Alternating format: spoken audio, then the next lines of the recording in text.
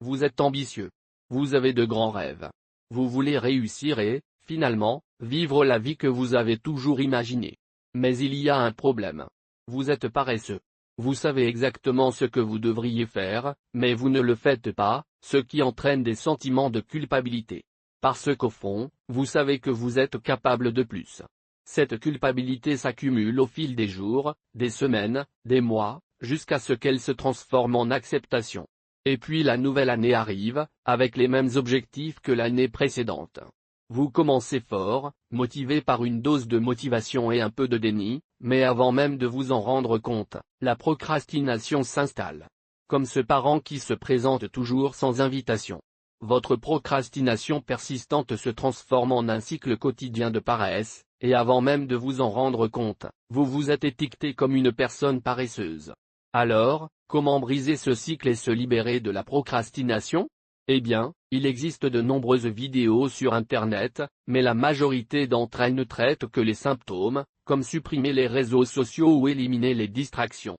Bien que cela puisse aider à court terme, cela ne résout pas le vrai problème.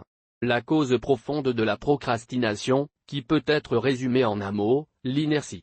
En physique, l'inertie est la tendance des objets au repos à rester au repos, et des objets en mouvement à rester en mouvement, à moins qu'une force externe n'agisse sur eux.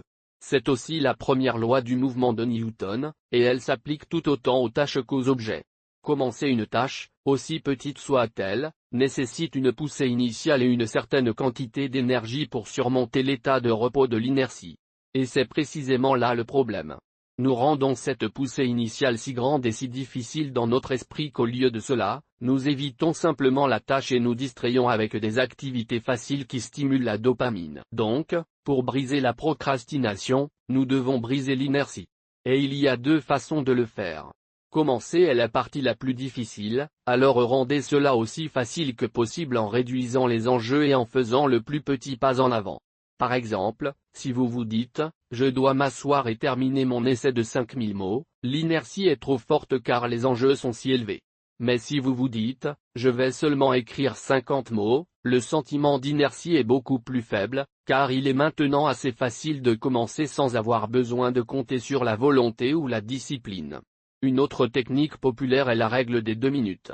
Si vous n'avez pas envie de faire le travail, dites-vous simplement que vous allez le faire pendant 2 minutes, puis vous arrêterez si vous le souhaitez. Par exemple, vous n'avez pas envie de ranger votre chambre. Mettez une chanson, rangez votre chambre et arrêtez-vous quand la musique s'arrête.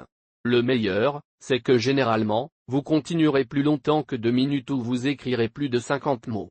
Et c'est parce que les objets en mouvement restent en mouvement. Ce qui signifie qu'une fois que nous avons commencé, nous prenons de l'élan, et cet élan nous permet de continuer plus longtemps.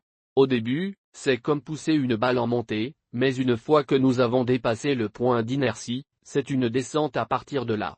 Et c'est pourquoi il est important que la poussée initiale soit petite et facile. En d'autres termes, réduisez les enjeux et commencez avec seulement 2 minutes. Vous pouvez appliquer ces deux méthodes à n'importe quel domaine de votre vie pour surmonter la procrastination, que ce soit pour aller à la salle de sport, travailler sur votre projet parallèle, entretenir vos relations, ou à peu près tout ce à quoi vous pouvez penser. Comme l'a dit Martin Luther King, vous n'avez pas besoin de voir tout l'escalier. Faites simplement le premier pas.